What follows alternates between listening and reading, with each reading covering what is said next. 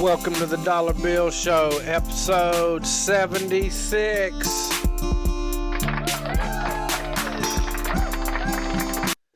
Having me a little dinner, a little EBT dinner.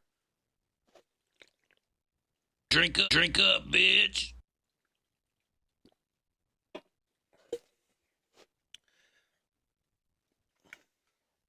Got a full Dagwood on deck. I don't know if you can see that.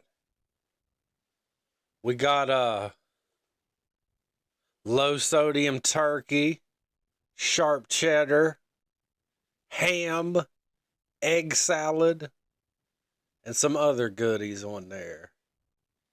And I figure since I'm only half Jewish, I can eat pork half the time.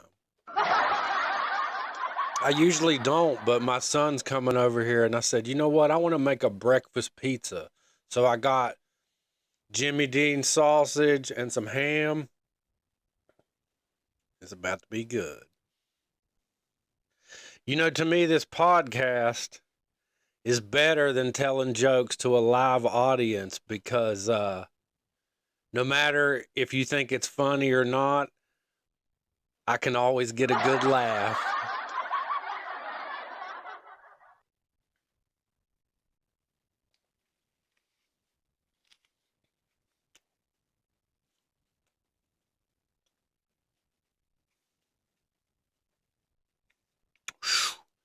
Oh, fuck Cat's Deli.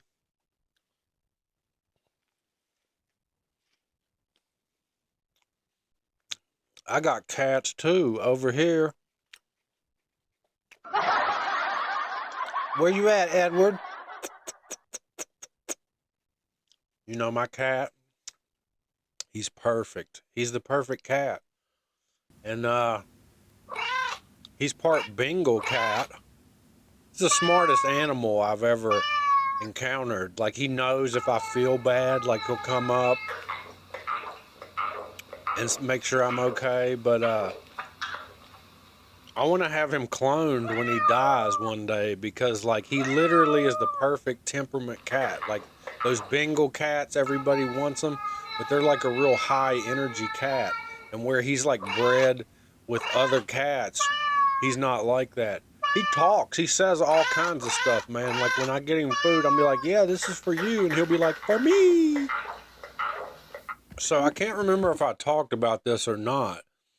But in the middle of, like, that big snowstorm, I walked down to the river one day. And it was ice. Everything was ice. And here was this. You see it floating way out there next to that bridge. It's a kayak. It was this kayak. And it was way out there, man. And I could tell it was awesome. And I said, God, I know that the chances of this are slim. I said, but please let that thing float over here to me and I can get it. Because I'd love to have it. And I said, in Jesus' name. And I took my time and I saw it. It was getting a little bit closer. It was just like spinning in circles out there. And I was like, damn, if I try to jump in there, dude, I'm going to die of hypothermia, you know? And can't do that. Well, sure enough, within a half an hour, it came along the bank. And, like, I had to, like, walk along the bank where I could have fucking fell in that river. And that river gets deep. Like, as soon as you get in, it's fucking deep. You know what I mean? So, and I got a branch. Sure enough, got it. Drug it to the steps with that branch. About 40 yards. It was work, man, I'm telling you. And this thing, it was, like, full of like 300 pounds of water easily. Wow. And I finally got it where I could get most of the water out. And I drug it up those 2 sets of steps. this took forever. And then it was literally like God made this all perfect. Like the whole alley was nothing but ice. It was nothing but a sheet of ice. So I could just lay that kayak down, and it has like built-in ropes, and drug it all the way back to a secret spot that I have. And even the lock that I had like fit perfect to lock this thing up with. So that was a pretty cool gift, that God gave me. And I called the police too, just to make sure that nobody had reported it or anything. And they were like, well, if you don't hear back from us, it's yours. And it's been a couple weeks, so it's mine. Okay, here's a story that I wanted to report on. Pentagon Pete blew a fortune on crabs in multi-billion-dollar spending frenzy. And this story is from the Daily Beast.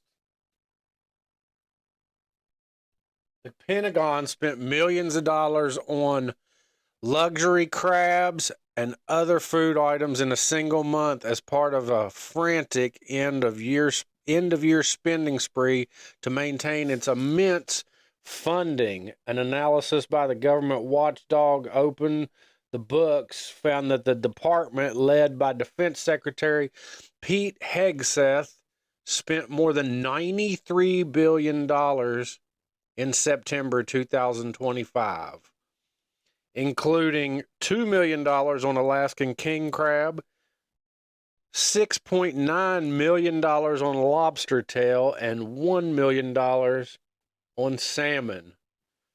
$140,000 on donuts, $124,000 on ice cream machines, $26,000 on sushi, preparation tables, and $15.1 million on ribeye steak. Wow. And then around the same day that this came out, this is from back in June, where all of our soldiers are sleeping in the airport instead of a hotel room. And then just the other day, there was like more photos I saw that somebody else was taking. So, yeah, that's good. But that's okay. I know you want to be mad at me for having this sandwich and using food stamps to pay for them, plus these chips. And I'm going to be having the big slab of watermelon and some dark chocolate for dessert, so hang on. Another thing I wanted to touch on was yesterday when I was talking about these benzos.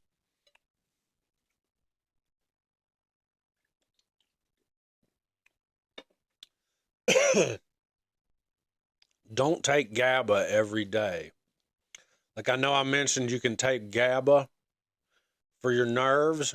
Don't take that every day. A matter of fact, don't do anything every day, even as what that does to you. It inhibits that, and your body quits producing the natural chemicals that are in such things. What you have now, and it's all part of their industry, I'm sure. I know several older people, ladies, who are in their 60s and they get diagnosed with Parkinson's disease. Well, every one of these ladies just so happens that they're long-time users of Xanax and psych meds and stuff like that too. And this may be what they call Parkinson's disease, but it is drug-induced.